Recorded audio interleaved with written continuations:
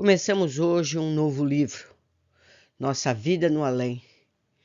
É um trabalho da doutora Marlene Nobre, médica e pesquisadora sobre a espiritualidade.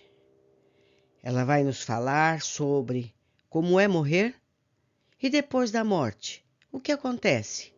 O espírito atravessa os planos materiais para fixar-se em algum lugar? Onde? Quais são os fatores que influem na sua adaptação à vida nova? Neste livro você encontra as respostas para estas perguntas. Vamos à apresentação. Esse livro discute a morte, o morrer e a fatalidade da vida. Com base em pesquisas recentes sobre experiências de quase morte, as EQMs, mostra que é possível conhecer os estágios do morrer e fundamentado em estudos de mensagens enviadas por mais de 500 desencarnados através do médium Chico Xavier. Revela o programa completo desencadeado nesse processo. Os testemunhos dos espíritos informam ainda sobre os primeiros tempos da vida no além, os preparativos no limiar da vida nova, a travessia em direção à luz, as dificuldades e lutas de adaptação. Há referências também às zonas inferiores no plano das sombras, à acolhida no além, à assistência hospitalar, à influência recíproca entre encarnados e desencarnados e etc. Doutora Marlene Nobre, espírita desde muito jovem, esteve junto a Chico Xavier, de quem recebeu orientações preciosas para suas pesquisas ao longo de toda a vida. Fundadora de diversas AMES, ou seja, Associação Médico Espíritas, no Brasil e no exterior, estimulando sempre a investigação científica na área do espírito. Para este livro, doutora Marlene nos oferece farta bibliografia que colocarei disponível na área das descrições dos vídeos. Dessa forma, todos poderão buscar mais detalhes que podem enriquecer ainda mais nossos conhecimentos sobre a vida espiritual. Esclarecimento necessário. Neste livro, todas as vezes que houver transcrição de textos dos espíritos que se comunicaram através de Francisco Cândido Xavier, de esclarecimentos do próprio médium ou de citação de título de suas obras, usaremos itálico negrito. Para textos originais dos demais autores, utilizaremos apenas o itálico. Estudamos 90 obras editadas com testemunhas de espíritos desencarnados, incluindo A Vida Triunfa e publicações da Folha Espírita. A relação completa deles e de mais 15 outros de autoria de Emmanuel e espíritos diversos estará na bibliografia, ao lado dos demais autores consultados. Observação minha: eu colocarei as notas de rodapé em seguida a citação, e não no fim do capítulo, para que melhor aproveitamento da leitura. Observação: doutora Marlene, na primeira parte deste livro, descreve as inúmeras pesquisas feitas por cientistas de vários países em renomadas universidades e centros de pesquisa, com foco na sobrevivência do espírito e a sua reencarnação. Tais referências abrem vasto campo de pesquisa a quem desejar se aprofundar seriamente com a leitura desses livros e autores por elas indicados.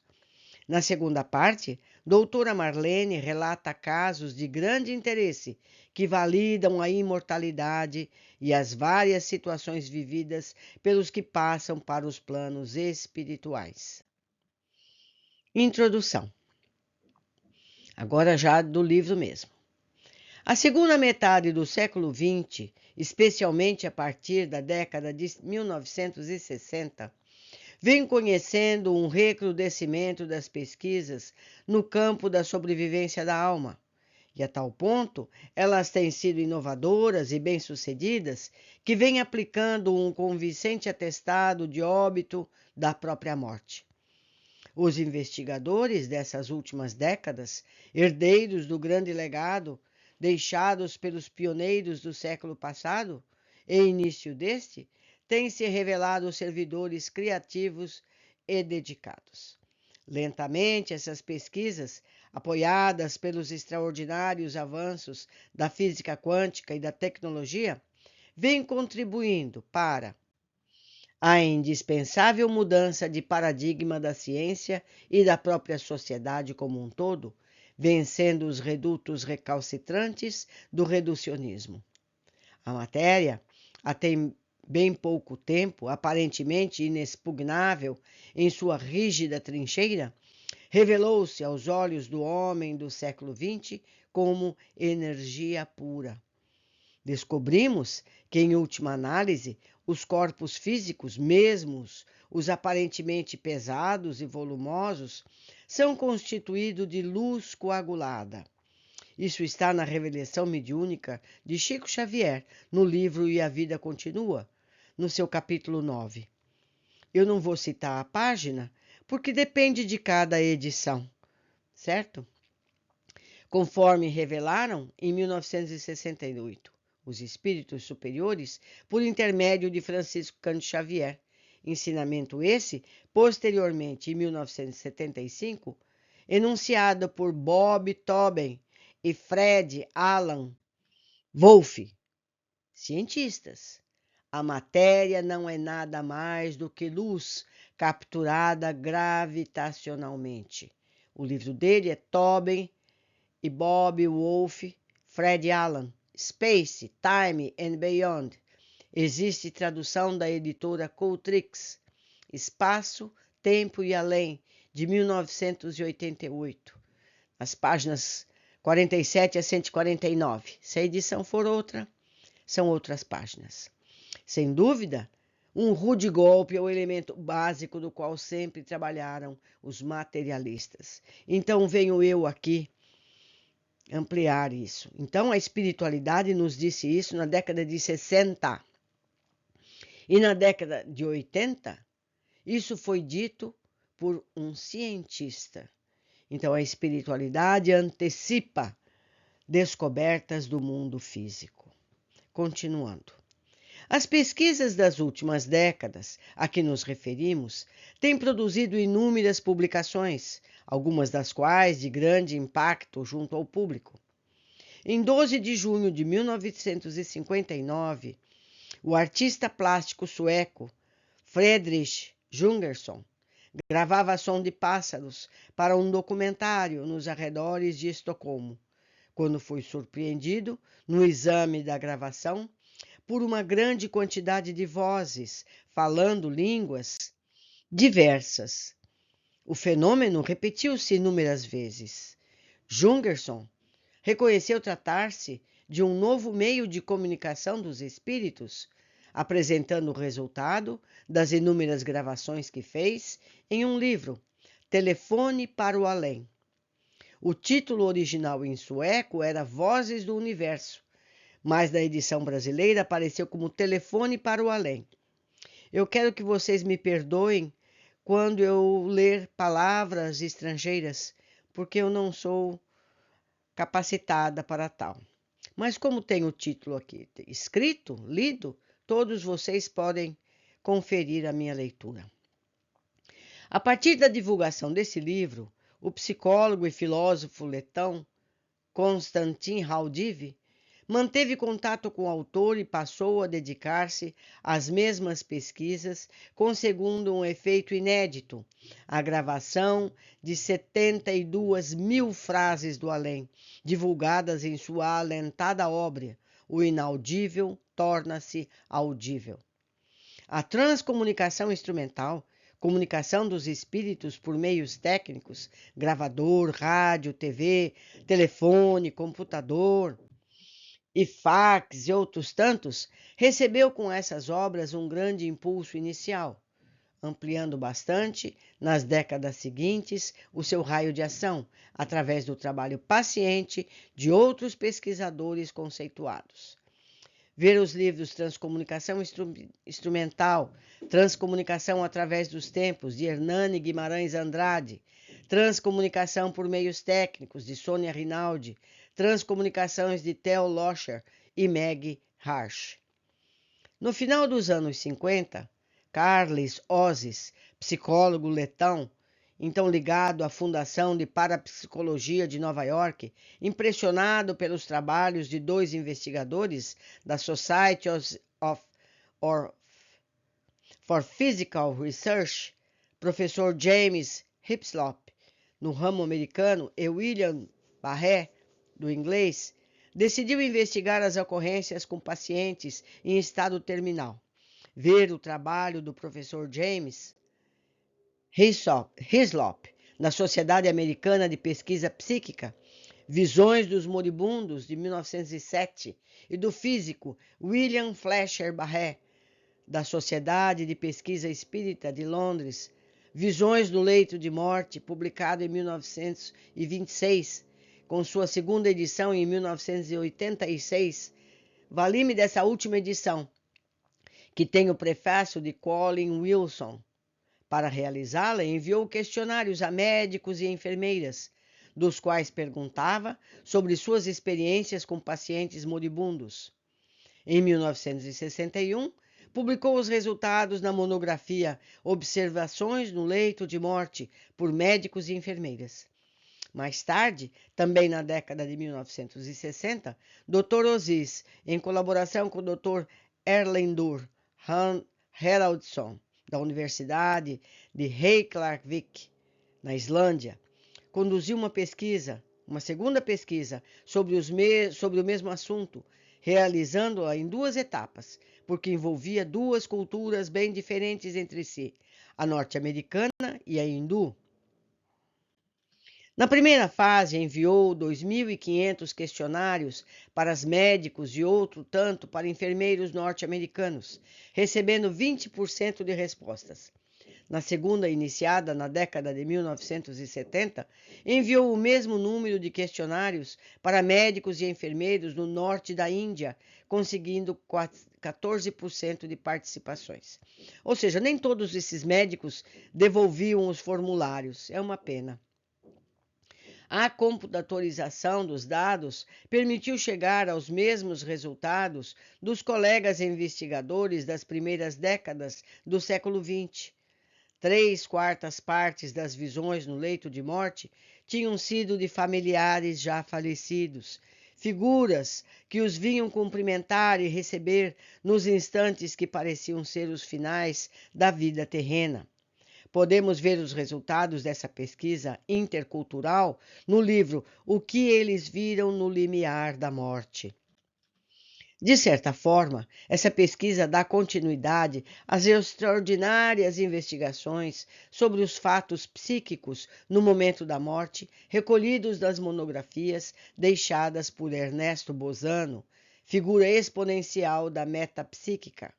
Ver esse livro, Crise da Morte e Fenômenos Psíquicos no Momento da Morte, de 1906 a 1922, Bozano publicou na revista Luce e Ombra delle apparizioni dei defunti al leito de morte, as aparições de pessoas falecidas a doentes em estado terminal. Em 1961, o Dr. Ian Stevenson, médico psiquiatra, professor da Universidade da Virgínia, nos Estados Unidos, empreendeu viagens por diversos países do Oriente, Índia, Burma, Tailândia, Ceilão, Turquia, Líbano, Sri Lanka, e do Ocidente, Alasca, Canadá, Estados Unidos, Brasil e outros tantos, à procura de casos de reencarnação.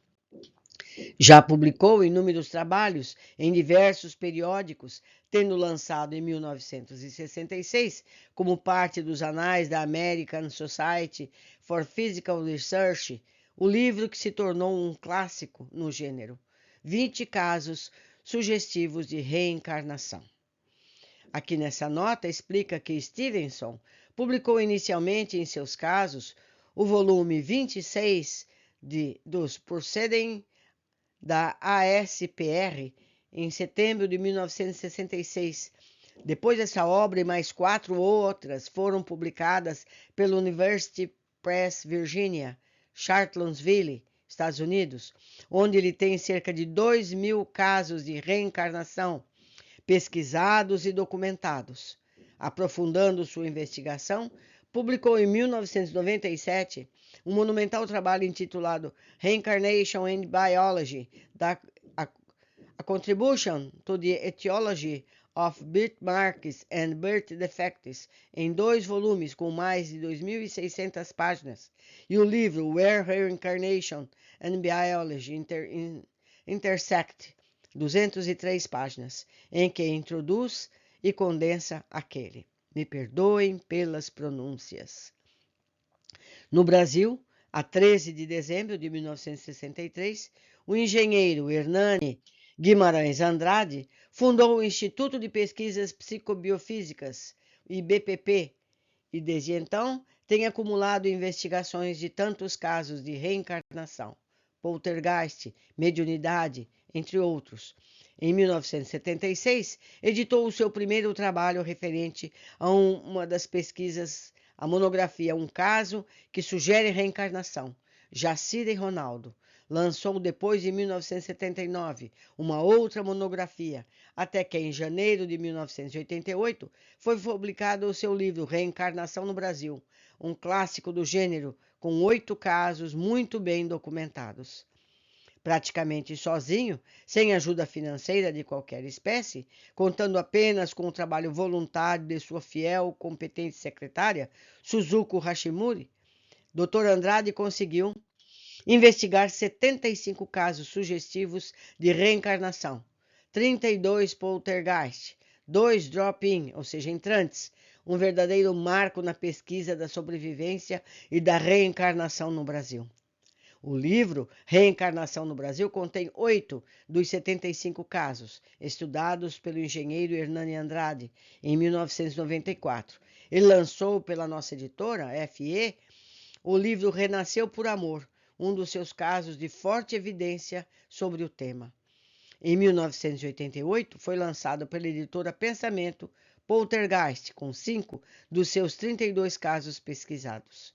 No outono de 1965, a psiquiatra suíça Elizabeth Kubler-Ross iniciou com 4 estudantes no Hospital de Chicago os seus seminários sobre a morte e o morrer, procurando ouvir os próprios pacientes em fase terminal, para aprender com eles acerca desses assuntos de magna importância para o gênero humano. Mas até então, discriminados pela comunidade científica e pela sociedade como um todo. 2 anos depois, essas reuniões passaram à categoria de curso na Escola de Medicina e no Seminário de Teologia, com frequência de mais de 50 pessoas, médicos visitantes, enfermeiras, ajudantes de enfermagem, assistentes hospitalares, etc. Um verdadeiro diálogo interdisciplinar. Em 3 anos, ela já tinha ouvido 300 pacientes no liminar da vida nova. Em 1969, a doutora Kubler-Ross lançou o seu livro sobre a morte e o morrer, On Dead and Dying, revolucionário e inovador, descrevendo pela primeira vez os estágios psicológicos dos moribundos. A este seguiram-se outros, igualmente de imenso valor. Verdadeiras aulas de humanismo, esperança e consolação, e de total apoio à tese da sobrevivência da alma. Ver na bibliografia a relação de boa parte de seus livros. Em 1965, quando era estudante de filosofia na Universidade de Virgínia, Raymond Moody Jr. conheceu George Hirsch, professor de psiquiatria na Faculdade de Medicina, que desde o primeiro momento o impressionara por sua amabilidade e cordialidade. Veio a saber depois, quando já estudava medicina e ouvia sua história contada a um grupo de estudantes interessados, que aos 22 anos, Hirsch havia sido considerado clinicamente morto durante 9 minutos. mas recordava-se perfeitamente das ocorrências nesse lapso de tempo. A esse caso, somaram-se muitos outros que pululavam à sua volta, instigando-o a documentá-los. Em 1972, quando entrou para a Faculdade de Medicina, já havia colhido inúmeros depoimentos. Dr. Modi publicou em 1975 um pequeno título intitulado Vida Depois da Vida, Life After Life, prefaciado pela doutora Kubler-Ross, com relatos e estudos de alguns dos 150 casos colhidos, entre eles os de pessoas que haviam sofrido, em dado momento, morte clínica, ou haviam estado na iminência da morte e tinham voltado para contar. Muitos recordavam-se dos sons que ouviram, do túnel escuro que atravessaram, emergindo depois de um mundo de luz. Outros relatavam a estranha sensação de flutuar ao redor do corpo físico e avistar parentes e amigos já falecidos, ou de conversarem em pensamento com um ser de luz, fazendo, ao mesmo tempo, a recapitulação de todos os momentos da existência como um filme fantástico se desenrolasse diante dos próprios olhos. Retornaram depois ao corpo físico, alguns relutantemente, sem saber bem por quê, outros por decisão própria, mas todos impulsionados por uma razão superior, a sensação de que não havia chegado a hora. Essa vivência inusitada ficou conhecida a partir de então como experiência de quase morte, ou EQM. Vida depois da vida, Life After Life, foi um retumbante sucesso. Um best-seller que talvez possa ser explicado pelo fato de que a cultura ocidental negue de maneira sistemática a sobrevivência, mas paradoxalmente esteja sensibilizada pelo assunto. Desejando mais informações sobre ele, sobretudo a partir da década de 1960, Kenneth Ring, respeitado psicólogo social da Universidade de Connecticut, Stores, ficou com inúmeras dúvidas quando leu Vida Depois da Vida, iniciando a partir de 1977 suas próprias investigações à procura de respostas convincentes. Produziu assim seu primeiro trabalho científico sobre o assunto. Ele próprio entrevistou 74 dos 102 informantes de seu livro Vida na Morte, Life at Death, publicado em 1980. 4 anos mais tarde, lançaria Rumo ao Ponto Ômega, Heading Toward Omega. Ampliado ainda mais suas conceituadas pesquisas, foi fundador e atual presidente da Associação for Near Death Studies, a IANDS, Associação de Estudos da Experiência de Quase Morte, cuja sede fica na Universidade de Connecticut.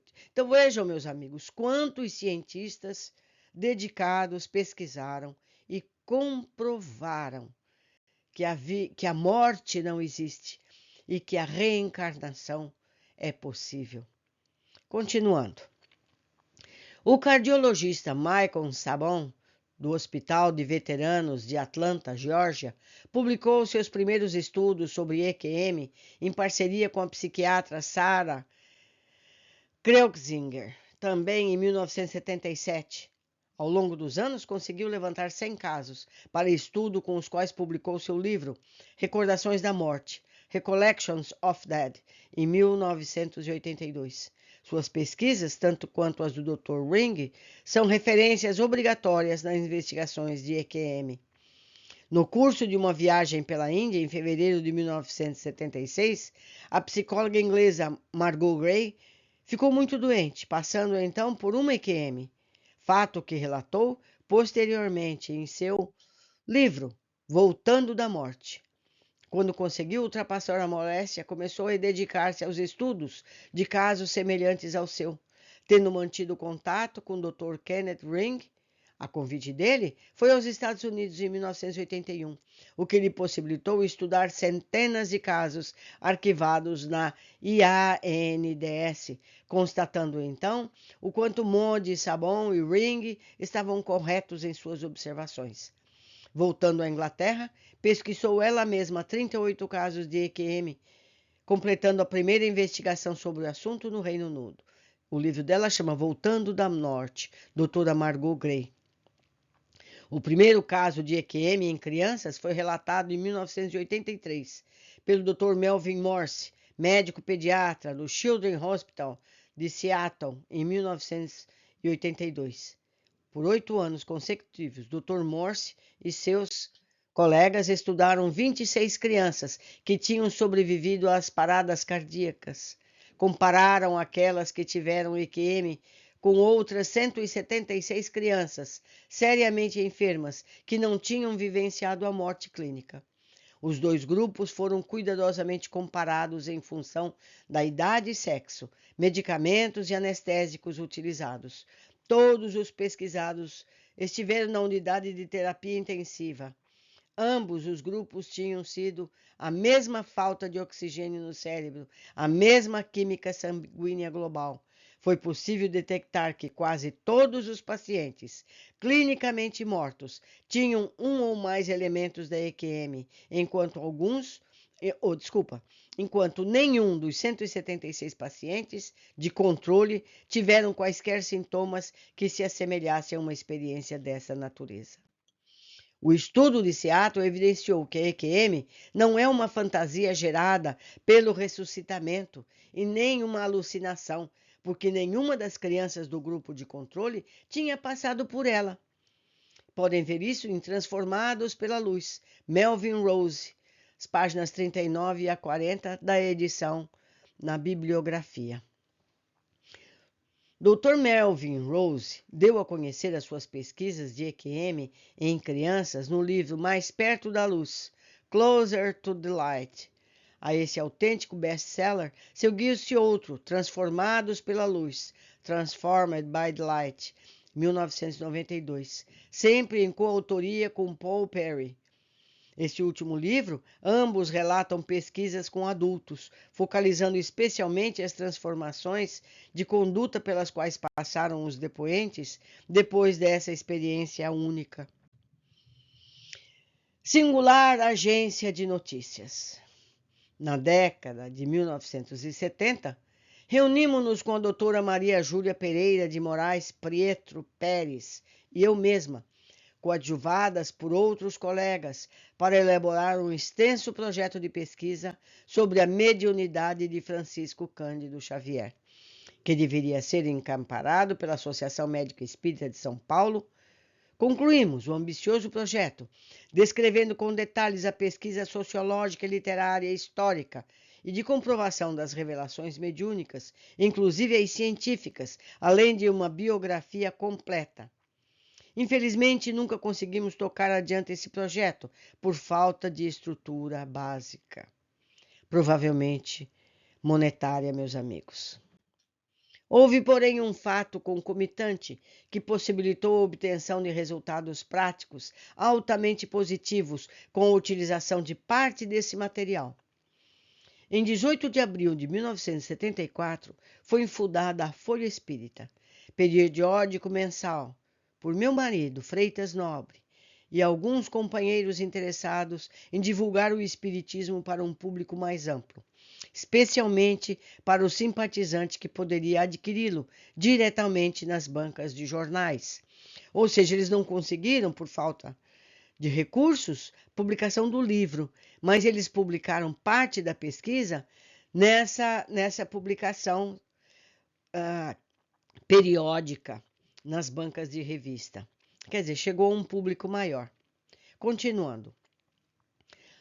Paulo Rossi Severino, meu irmão mais velho, um dos diretores, saiu a campo como repórter, divulgando através de suas páginas as cartas-mensagens dos desencarnados dirigidas aos seus familiares, recebidas psicograficamente por Chico Xavier.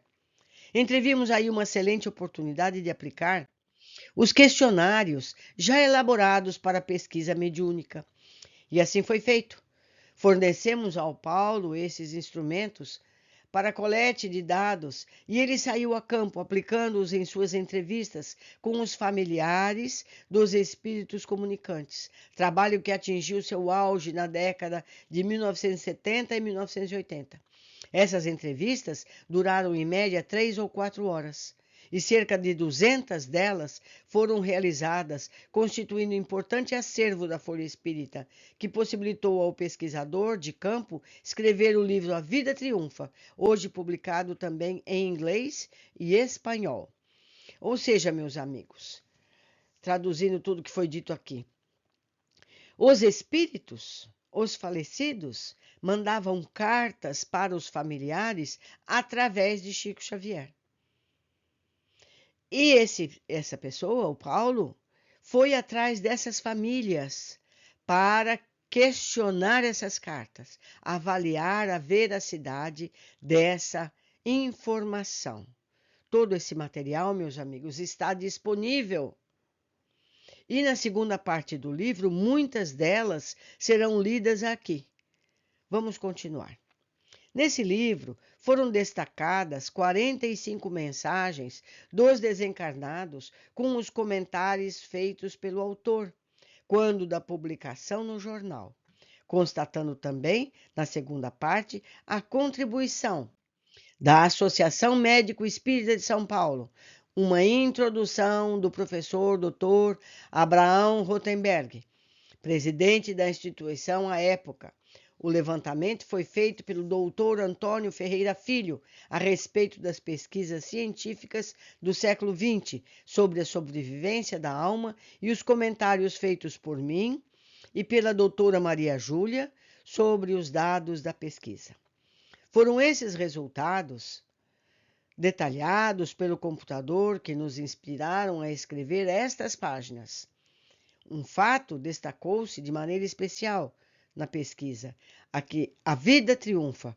Por demais relevante e sofismável, houve 100% de acerto nas informações dadas pelos comunicantes aos seus familiares, tal como o reconhecimento das palavras, frases, estilos próprios do comunicante, o modo correto de grafar os nomes e os apelidos, sendo que, em muitos casos, a assinatura era idêntica. O acerto na descrição da maneira pela qual morreram, os nomes dos familiares desencarnados que vieram para amparar o espírito do lumiar na vida nova, muitos deles totalmente desconhecidos dos próprios encarnados. A confissão de atos ignorados pelos familiares, a que somente depois da revelação mediúnica foram confirmados, e outros mais. Então, meus amigos, não restou dúvidas sobre a veracidade dessa mensagem escrita por alguém que já está do outro lado da vida. A nossa modesta participação no livro A Vida Triunfa espicaçou-nos a curiosidade para saber mais acerca da vida no além, principalmente tendo a possibilidade de consultar fatos contados por espíritos comuns, gente como a gente, que desencarnaram subitamente em acidentes inesperados ou por doenças graves, algumas de evolução galopante, em sua maioria jovens, mas também em outras faixas etárias.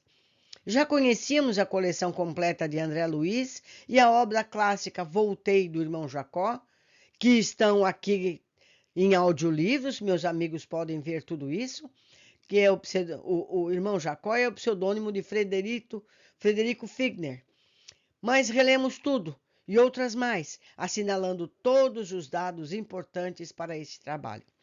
Destacamos primordialmente 100 das 406 obras recebidas por Chico Xavier, são mais, viu, meus amigos? Já são 500, porque quando ela escreveu esse livro, o Chico ainda estava vivo.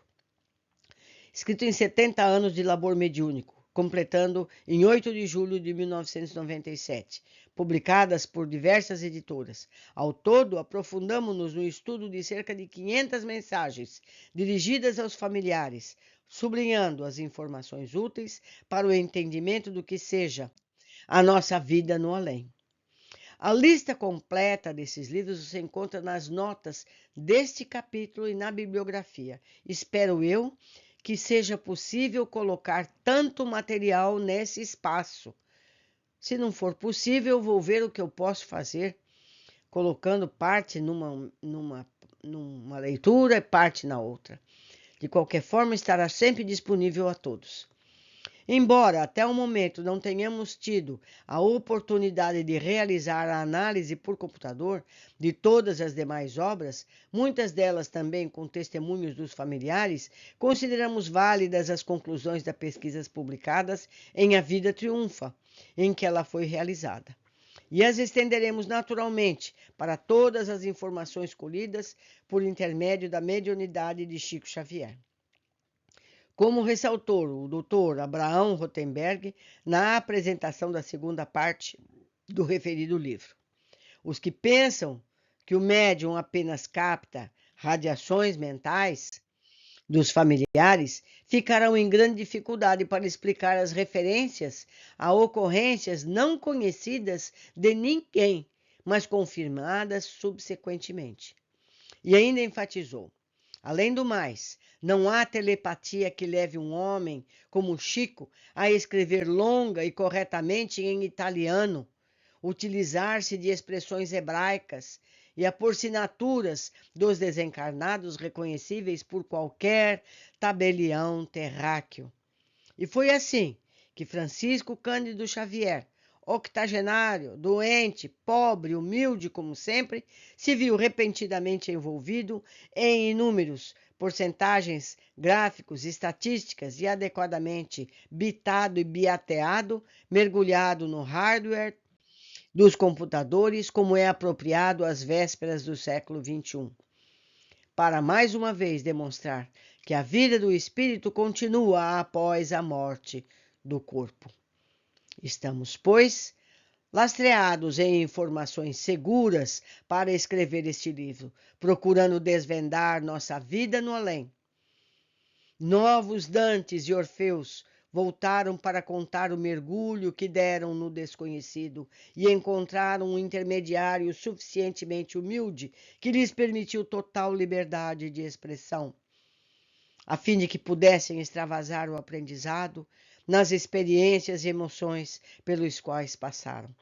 Comparações com as EQMs serão feitas ao longo desta obra. As semelhanças e proximidades desses dois tipos de fontes e da pesquisa no campo da EQM, a psicográfica, são tão grandes que nos parece perfeitamente legítimo e oportuno aproximarmos essas duas referências. É por isso que buscamos, no decorrer da discussão dos diversos assuntos, entrelaçar e mesclar essas duas fontes de conhecimento. Ainda uma vez confirma-se o que Francisco Cândido Xavier, o médium, cujas mensagens estudaremos, afirmou certa feita: a fé abre uma picada e a ciência passa por cima e constrói uma estrada. Sem o saber, repetia ele à sua maneira um conceito de Santo Agostinho: a fé procura, o intelecto encontra. Emitido pelo santo, a propósito de um comentário sobre o texto de Isaías 7:9. Se não crerdes, não entendereis. Ou seja, a gente tem que primeiro acreditar para ir poder estudar e entender o que vem após. Como há necessidade de ajustes entre as duas áreas, a do conhecimento intuitivo e do intelectual. Às vezes fica difícil expressarmos as realidades e vivências do espírito em termos científicos, porque as leis que regem o plano físico tridimensional não são as mesmas das outras esferas. Quando falamos, por exemplo, na velocidade da volitação e afirmamos que milhares de quilômetros são percorridos instantaneamente, estamos quantificando algo como se estivéssemos nos referindo às leis tridimensionais conhecidas, quando, na verdade, o fenômeno mencionado ocorre em velocidade superior à da luz. Como não estamos afeitos a esse raciocínio, referimos-nos, para simplificar, a quilômetros vencidos, fazendo-os de forma metafórica, na tentativa de explicarmos o fenômeno com a nossa linguagem comum. Com base nas informações mediúnicas, vamos assim conhecer um pouco mais sobre a morte e o morrer, a travessia, a adaptação à nova dimensão, as repercussões da morte entre os dois planos, o intricado jogo das relações afetivas e assim por diante. Escolhemos o termo vida nova e não nova vida, porque neste livro não estamos estudando a reencarnação, mas sim uma outra etapa da mesma vida do espírito, aquela que se desdobra após a existência terrena, a que se constitui no interregno entre vidas. Cremos que os assuntos abordados neste livro têm tudo a ver com a nossa vida cotidiana. Não há como dissociar as experiências nos dois planos, porque a vida é sempre a vida e os acontecimentos em um e outro estarão sempre imbricados, dado que, na essência, o espírito é sempre o mesmo. Se os seres humanos discutissem mais o assunto da vida e da morte, procurando facear com naturalidade as questões da sobrevivência, diminuiriam muito os caminhos da violência, sulcados por eles mesmos no solo maltratado desse extraordinário planeta, onde foram colocados por Deus para amar e servir. Esperamos ter conseguido captar com fidelidade as lições escolhidas para ilustrar os diversos temas e, mais que isso, que elas se constituam em um guia seguro da nossa própria transformação interior. Necessidade prioritária de nosso espírito imperfeito. Devemos confessar que o material de estudo foi extraordinariamente rico e neste primeiro trabalho não pudemos aproveitá-lo senão em parte, dada a natural restrição de assunto tão vasto a apenas alguns tópicos. Delimitamos a área, caro leitor, com a intenção de que possa acompanhar as fases iniciais, a travessia e a adaptação, percorrendo conosco os primeiros passos da alma na vida espiritual. Afinal, mais dia menos dia, todos nós empreenderemos a grande viagem. Pensamos que será mais fácil se houver um roteiro com informações seguras. Se há curso para tudo, por que não um que auxilie a criatura terrena a encarar a morte sem traumatismos? Sobretudo se esse estudo nos revela que a morte é simples passagem para uma vida mais plena e verdadeira. Com este livro, desejamos ressaltar que o fato de o inconsciente não ter nenhum registro da morte é indicativo claro de que somos imortais. No imo do ser, temos certeza de que viveremos sempre. Na verdade, a morte possibilita o reencontro da vida. Vida sem fronteiras, vida sempre, fatalidade da qual é impossível fugir. Eu deixo aqui meu e-mail para que possamos nos comunicar. E eu vou repetir abaixo todas as notas que eu li ao longo. Os que desejarem podem anotar. Parem o vídeo e anotem. Eu não vou ler, eu vou apenas passar as páginas para que elas possam se transformar em vídeo depois da renderização. Aguardo todos vocês nos próximos capítulos com informações fantásticas dessa pesquisa. Até a próxima. Nota 1, nota 2, nota 3, nota 4, quinta nota, sexta, vocês podem parar o vídeo e anotar, caso tenham interesse, nota 7, oitava nota, que continua nesta página, nona nota, décima, 11ª, 12ª, 13ª e 14ª. Vocês podem escrever e eu mando tudo isso por e-mail para vocês, se for o caso. 15ª nota. E conclusão. Agradeço a companhia de todos vocês e até o próximo capítulo.